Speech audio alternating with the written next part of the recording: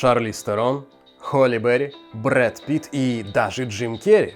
Все эти ребята отлично смотрятся в кино, и все благодаря одному человеку. Ее зовут Ивана Чабок. Вы просили, и мы сделали.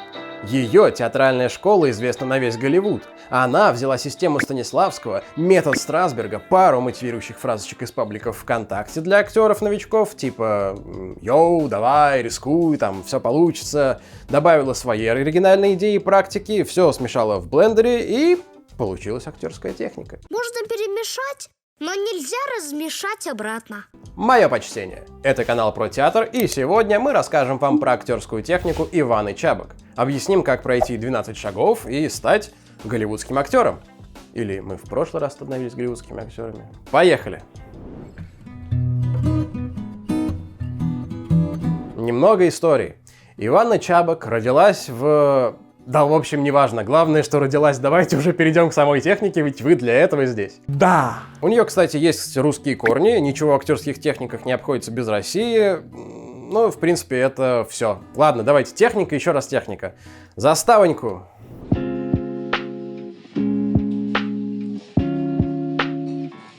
Освоив метод Чабок, человек может использовать свою личную боль для достижения целей. Техника заставляет тебя превозмогать все трудности и двигаться вперед к своей цели. Герой фильма или спектакля чаще всего сталкивается с проблемами и их преодолевает. Без трудностей смотреть вообще не интересно, но, впрочем, вы и сами это знаете. Но перед тем, как учить других преодолению трудностей, Чабок начала с себя. Первоначально она сама пыталась справиться с какими-то проблемами психологическими из детства, которые не давали ей свободу в актерской игре. Она вдохновлялась биографиями великих людей и поняла, что любые эмоциональные травмы можно использовать как оружие для достижения целей. Вот хочешь ты стать хорошим оратором, но понимаешь, что у тебя плохая дикция, тихий голос. Что могу тебе посоветовать? Перестань зажиматься, не ленись и иди на курсы по технике речи. Как тебе такая мотивировочка мотиватора? А, еще лучше посмотри наш ролик, вот по ссылочке, вон тут. И никакой мотивации не надо, просто тыкнул и пьешь чай и смотришь. Для освоения техники Ивана предлагает 12 инструментов. Не техники Ивана, не путать. Иван про другие техники рассказывал. Чтобы не размусоливать, давайте разберем их все на конкретном герое Джима Керри из фильма «Шоу Трумана». Если вы не видели этот фильм, то сорян за спойлер, но... Там, короче, реалити-шоу, и человек в реалити-шоу не знает, что он в реалити-шоу. Вот такой вот замут. И начнем мы со сверхзадачи. Наивысшей цели, к которой стремится герой по ходу всего действия. Она должна быть сформулирована просто и понятно. Если человек будет накручивать на себя кучу разных целей, то в итоге получится хаос из разных глупых эмоций, глупый фарс в общем.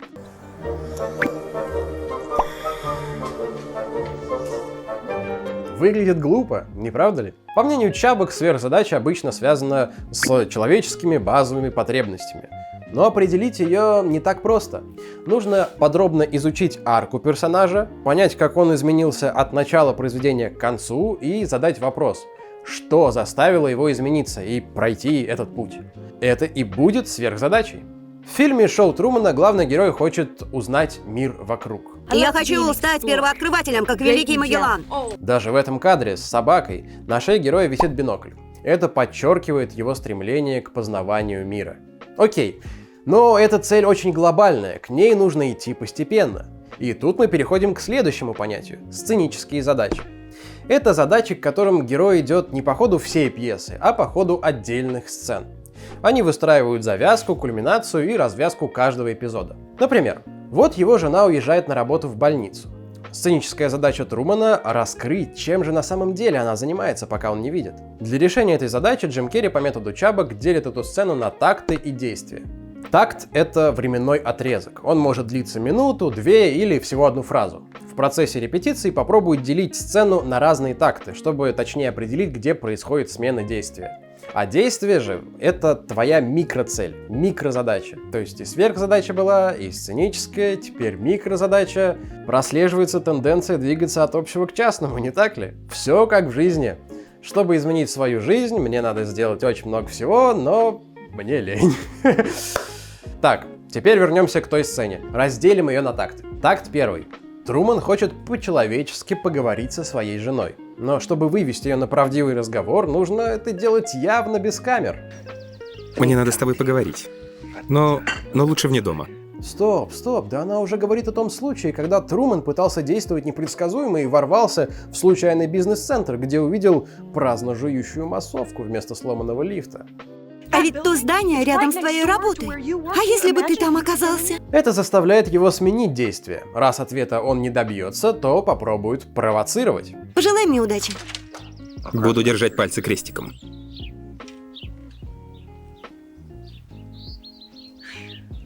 В следующем такте Трумэн пытается аккуратно проследить за женой. Но большой брат следит за тобой, трушный мужчина, поэтому его останавливает сестра. Нет, небольшая сестра, просто упитанная. Здравствуйте. Вы что-то хотели? Это новый такт? Нет, ведь он все еще пытается просто пройти к жене, не вызывая подозрений. Боюсь, сейчас она никак не может. Готовится к операции. Ах, она не может, ну все понятно. Начинается следующий такт. Мне нужно избавиться от этого NPC, чтобы пройти дальше. Скажите ей, что я уезжаю на Фиджи. Как доберусь, позвоню. Пугающая ложь, и вот она уже бежит докладывать начальству, а он все ближе к разгадке. Если не получилось остановить любопытного Джима словом, не проблема, остановим его физически. В этом такте Джиму, как истинному марафонцу, нужно прорваться через все преграды, которые в поту расставляет для него режиссер. Опередить паралимпийцев по колясочным гонкам, поиграть в тетрис с афроамериканцем и... вроде на этот раз режиссеры успели расставить массовку. Сценическая задача не выполнена. Мы видим его оценку, небольшое разочарование, но при этом с ноткой сомнения и любопытства. Эта сцена была бы не такой напряженной, если бы не препятствия, с которыми сталкивается герой. Работники больницы, картонная массовка – все это трудности, которые мешают герою достичь своей цели. Видов препятствий может быть много. Физические – маленький рост, низкий социальный статус, ментальные проблемы, умственные способности, политические убеждения, внутренние страхи и эмоциональные – чувство близости, любви, ревности или страсти. Препятствия могут быть даже напрямую не прописаны в тексте. Тебе нужно самому разгадать их, исходя из обстоятельств. Если говорить в целом, то главное препятствие для Трумэна в фильме чисто ментальное – гидрофобия или боязнь воды, которую навязал автор шоу через якобы трагическую смерть его отца в детстве. Правда, сценарист, конечно, перемудрил и вернул отца к жизни ради злосчастных рейтингов. Столько лет потеряно. Но мы все наверстаем. Клянусь. Довольно иронично, ведь именно это низменное стремление Кристофа к высоким рейтингам помогло Трумэну перебороть свой страх и добиться выполнения сверхзадач.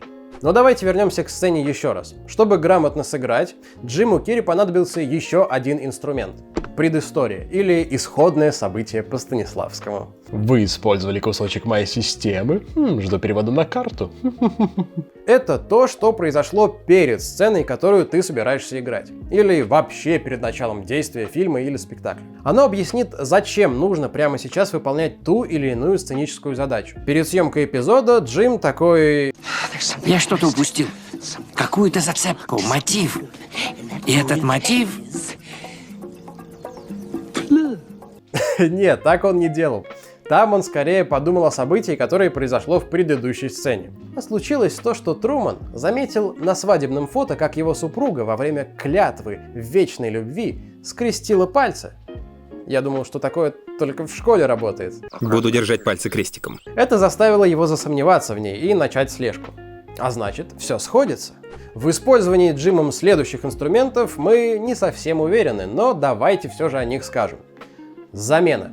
Это прием, когда ты заменяешь своего партнера по сцене на настоящего человека. Например, в сцене, где другой герой разбивает вам сердце, вы вспоминаете реальную девушку, которая когда-то вас бросила.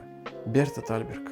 И за счет этого подлинно отыгрываете нужную эмоцию. Вполне возможно, что Джим Керри пользовался этим инструментом. И чтобы по-настоящему пережить в кадре чувство разочарования от однообразной семейной жизни, заменял свою киношную жену на настоящую. Первую супругу Мелиссу Уомер, с которой он развелся. Не будем углубляться в его личную жизнь, но есть версия, что причиной развода было депрессивное состояние Джима и его стремление уйти от семейной бытовухи. Но можно менять не только героев, но и места, хобби, предметы. Главное, чтобы они вызывали такие же эмоции. Этот инструмент у чабок называется «внутренние объекты». Чтобы почувствовать себя как дома, ты можешь вспомнить свой дом. Логично? дом, в котором все вверх дном, в котором грустно, печально. Видимо, Джим Керри так и делал. Вообще, к роли нужно готовиться заранее и очень подробно изучить жизненные обстоятельства. Или предлагаемые обстоятельства по Станиславскому. О, второе зачисление за это видео. Приятно, приятно. Биографию героя и его окружения. Вот вы освоили все эти обстоятельства. Заменили в голове выдуманных персонажей на реальных, заменили место действия, все заменили. Но что-то еще осталось. Да, камера, съемочная группа. Их тоже нужно на что-то заменить. Пользуясь инструментом «Четвертая стена», ты забываешь об этих внешних факторах. Просто заменяешь их на какой-то неодушевленный предмет, и все. Представь, что это не камера, а шкаф. А объектив. Не объектив. Обычный термос. Забавно, что в шоу Трумана заменять особо ничего не пришлось, ведь из-за формата реалити-шоу камера была спрятана в самих вещах. А еще здесь мы отчетливо видим разницу между плохой телевизионной актерской игрой, когда люди в камеру рекламируют какой-то товар и разрывают четвертую стену, и хорошей, подлинной, в лице Джима Керри, для которого этот мир реален. И нет, мы не осуждаем игру других артистов, наоборот, они хорошо отыграли плохую игру, сыграв в игру в игре. Простите, помогите. Еще один инструмент из техники Чабок, которого, конечно же, не было у Станиславского — внутренний монолог. Это то, что ты произносишь про себя во время сцены. Отличный прием, кстати, превращающий даже самый скучный диалог в напряженную многослойную беседу. Посмотрите на эту сцену. Слушаю вас. Я хотел бы купить билет на самолет до Фиджи. Предполагаемая дата вылета? Сегодня. Прошу прощения, но на ближайший месяц все раскуплено. На месяц? Так самый сезон? Желаете забронировать? Да... Нет, не стоит. Я что-нибудь придумаю. Как бы выглядела эта сцена, если играть ее без внутреннего монолога? Я вас слушаю. Я бы хотел купить билет на самолет до Фиджи. Предполагаемая дата вылета? Сегодня. Прошу прощения, но на ближайший месяц все билеты раскуплены. На месяц. Самый сезон. Желаете забронировать? Нет, не стоит. Я пойду лучше что-нибудь придумаю. А теперь с внутренним монологом, который мы будем произносить в соответствии с логикой самой сцены. Так, сейчас проверим. Вроде похоже на туристическую фирму, но что-то в ней не так. Ага. Ну да, давай, раскуплено, значит, да? А что у тебя там в компьютере написано, а? На месяц раскуплено. Ах, значит, самый сезон. Ну все понятно. Я что-нибудь придумаю. Я разберусь сам с этой проблемой. А характеры персонажа могут говорить не только слова и поступки, но и манипуляции. Особое обращение с реквизитом помогает сделать твоего персонажа уникальным, отличающимся от других. И при этом помогает решить сценическую задачу.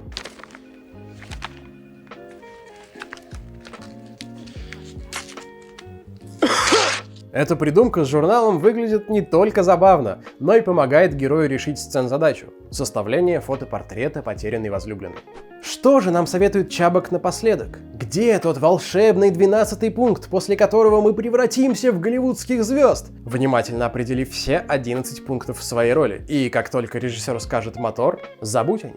Будь что будет. Поверь, что ты идеально все усвоил, ведь так оно и есть. Чем больше сил и фантазии ты вложил в изучение персонажа заранее, тем лучший результат получится в итоге. Джим Керри уже попробовал технику Чабок. Дело за вами, и золотой глобус у вас в кармане. Подписывайтесь на канал, ставьте лайки и долбите колокольчик, чтобы не пропускать новые видео. Ну а мы пока притормозим немножко с техниками, потому что они уже начинают повторяться. И это довольно странно. Берут все у Станиславского, у Чехова. Очень много схожего. Занавес. Ну нормально. И пишите, какие техники нам еще не надо обозревать. Не пишите.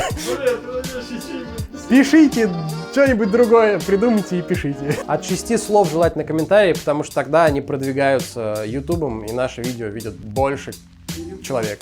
Репосты в свои социальные сети, в чужие социальные сети, спамьте всех нашими видосами, и мы вам будем очень благодарны. Пока-пока.